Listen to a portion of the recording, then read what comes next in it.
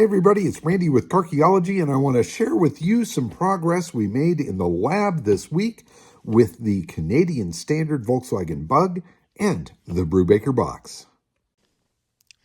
So while we were trimming and setting up a pattern for the plexiglass for the roof, upholsterer Don showed up with the rear seat bucket.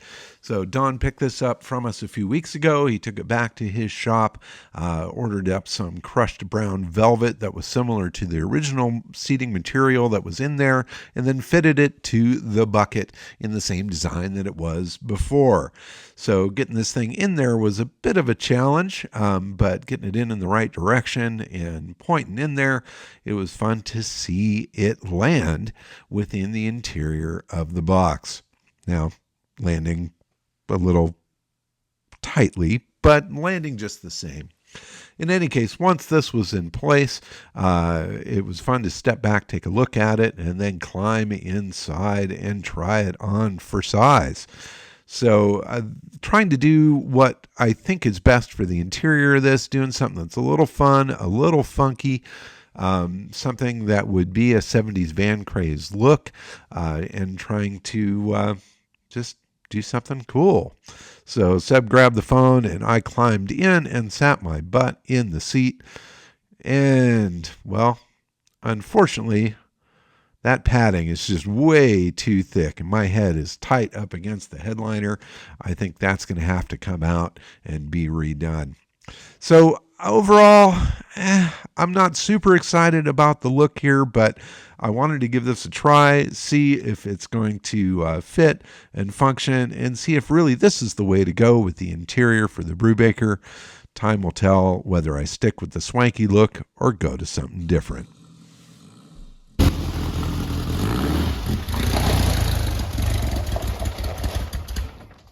But pulling the Brubaker out of the garage and into the sun, wow, this thing is looking so cool. But let's get on to the Canadian Bug and see if we can get it fired up. All right, well, we realized that there's actually a battery in there that was disconnected, so we've connected that now, and we'll see if the thing fires up. Seb is back there working the gas and stuff. We'll see. The choke's on? Okay. All right. Choke is on. These cars have a manual choke, which is kind of fun. And let's see, we have some power there. All right. Fires right up. Holy mackerel. Damn. Wow.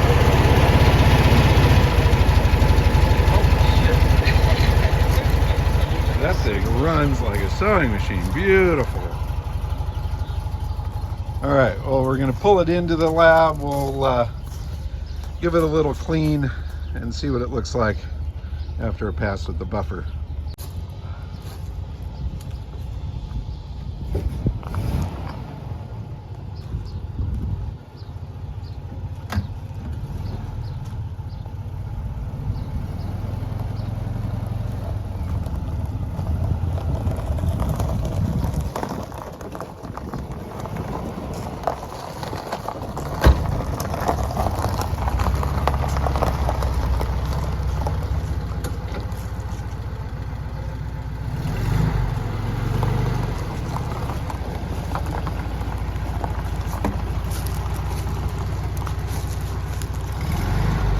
Sunny, basic. Sunny, move.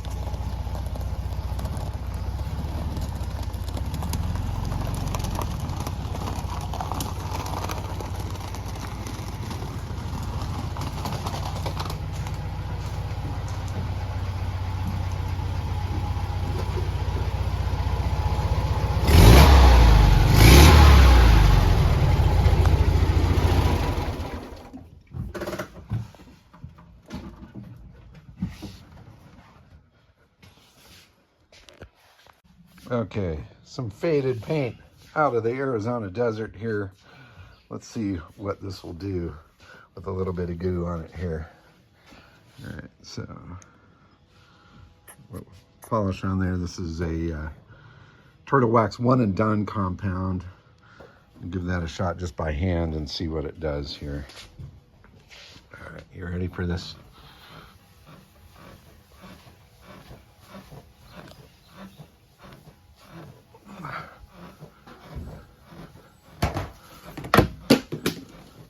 Oops, round cars. Shit falls.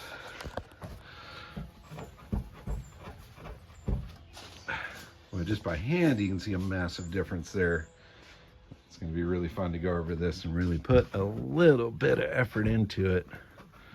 But big difference right there in that spot. Lots more to come. Okay, we're going to bring in the big guns. You could rub this thing forever by hand, and it would look nice, but there's nothing like a little machine polish and some proper compound. And a willing helper in the shop here to make this happen. It'll be fun to transform this wonderful survivor bug.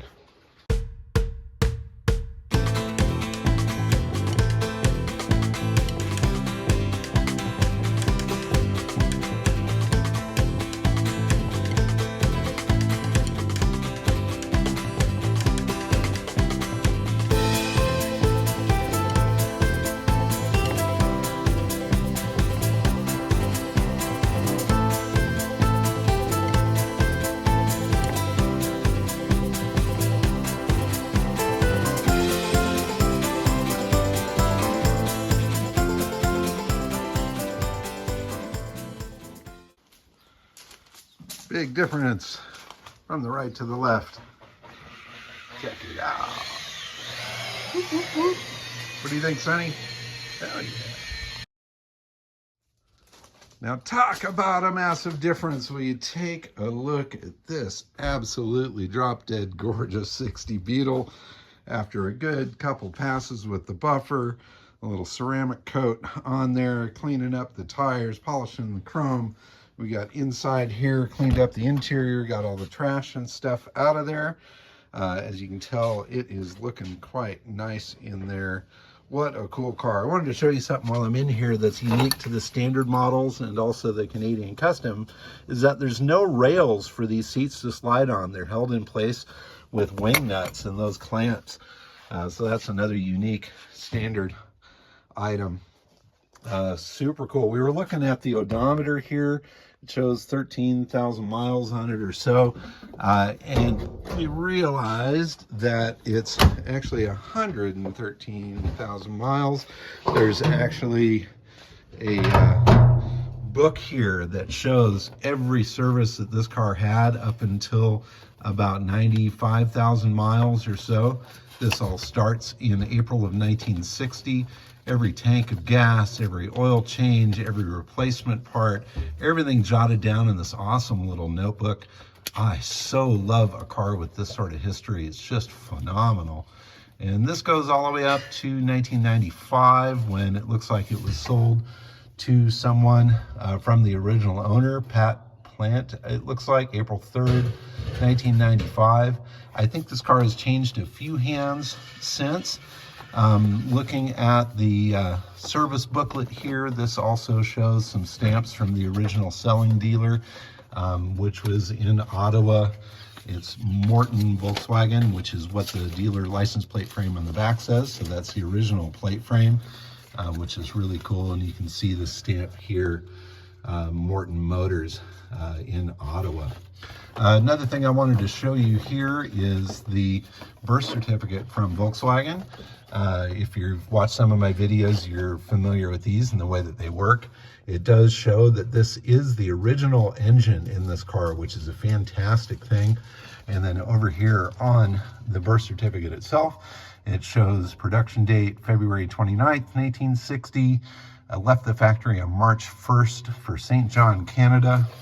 And it shows all the extras and options. M001 is the chrome-plated bumpers, hubcaps, indicator lights, door handles, trim strips, passenger sun visor. It also has a synchromesh transmission and hydraulic brakes. So some of the standard models had cable actuated brakes up into the 60s. This one came with hydraulic brakes, which is awesome. Also shows M356, equipment for Canada. Not sure what that is, but we know it came from Canada, and there is all the paperwork and stuff to prove it. So there's the original tool roll is in there, the jack is in there. We actually found the original matching spare wheel in the garage where the car was. So you can see Continental made in Germany, and that matches that original paint color. You can see down in there, indigo blue is the original paint color, which it still is. That thing is totally straight and solid in there. Gas tank, still original paint and everything. What a dreamy little bug. Going around the backside here, we did some detailing in the engine compartment. There's that original dealer plate frame, which is so rad. Let me open this up. And that engine compartment just polished up. So amazing. I love the little detail, the way that that's painted oil, the little mark on the screw there. Of course, the red dipstick, which I mentioned in the previous video. And looking at the engine number, this does match what is in all the paperwork. That is indeed the original engine for this car, which is spectacular. And obviously it fired up real easy. It sounds like a sewing machine, runs so good. And the cleaning and detailing of everything went quite well. Now, it's not perfect, but that's okay. And what's nice about an original car like this is that patina. And here where it's worn through a little bit, to me, I think that is so freaking gorgeous. It's like a well-worn pair of blue jeans, the ones that fit you just right. And man, this thing's just freaking gorgeous. So let's pull it out in the sun and see what it looks like in the daylight. All right, let's see if it starts up again as easy as it did the first time. Pull the choke out a little.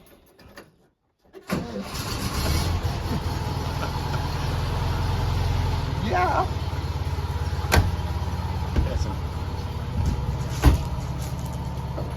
Sunny.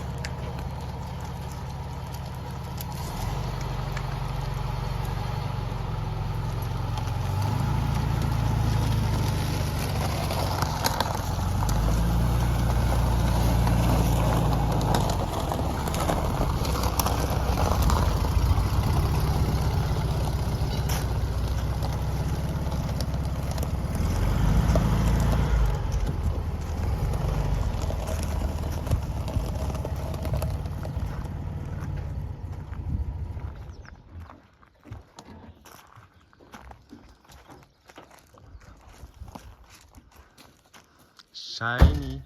Shiny. So.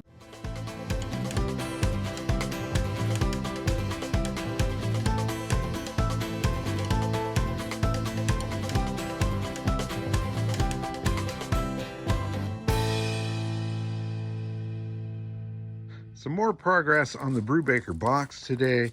Got the fog lights mounted there. That we just mounted them to the bumper brackets themselves. And they line up really nice with the fog lights right above. I think that's going to work out just fine. I was a little concerned about that, but I think it's good. I might just maybe try to rise them up just a little bit. But I think overall that looks great. Still need to mount the license plate in there. I have the rubber trim now mounted all the way around the body. And now we're starting to dive into the interior. So Don, the upholstery guy, brought the back seat all covered with crushed brown velvet. And it's pretty cool. However, the bottom here, the foam ended up being too thick. When you sit on that seat, you're mashing your head against the headliner. So he's going to come back to grab that. We're going to cut that cushion probably in half so that it is down a little lower, and that'll also make it easier to do the ottoman and seat back there that matches. Now, I'm kind of digging the crushed velvet here, but I'm also a little, I don't know about it. I think accessorized right with, stuff like that pillow and some other things, I think that'll be kind of cool. Doing the seat here with the similar material, or the same material on the seating surface, and a brown vinyl on the sides of the seat to give it some body. I think that's going to be all right. We're going to carpet up over that hump there and over the center hump here as well. And then the headliner, Don took the headliner panels, and we're thinking of going with kind of a black fur, just a short fur, so it's got a real fluffy, jungly feel to the inside. So my motivation or design style inspiration for this is the Jungle Room at Graceland, which is 70s pimp, gold, nuts, wacky stuff. Now, it's a little gaudy, it's a little obnoxious, and I'm kind of questioning my choices. Would it be better to go in here with just a black vinyl tufted like the prototype cars or the cars that were in the magazine, like the one there, Car and Driver? This particular car I know had that crushed velvet in here, so I'm kind of bringing it back to that. It's the only green one of these that I know of, and so going with that kind of jungle theme I think is going to be kind of cool. But please let me know your thoughts on the interior. I am a little bit on the fence, but I'm kind of digging that, the diamond stitching there. I think getting the headliner there a little fuzzy is going to be kind of fun. Doing those front seats as well, and then doing that wraparound seat here with a cushion, and then dressing it up with some accessories and stuff, bringing some color in there. Obviously up here on the dash, we've got the cooler in there.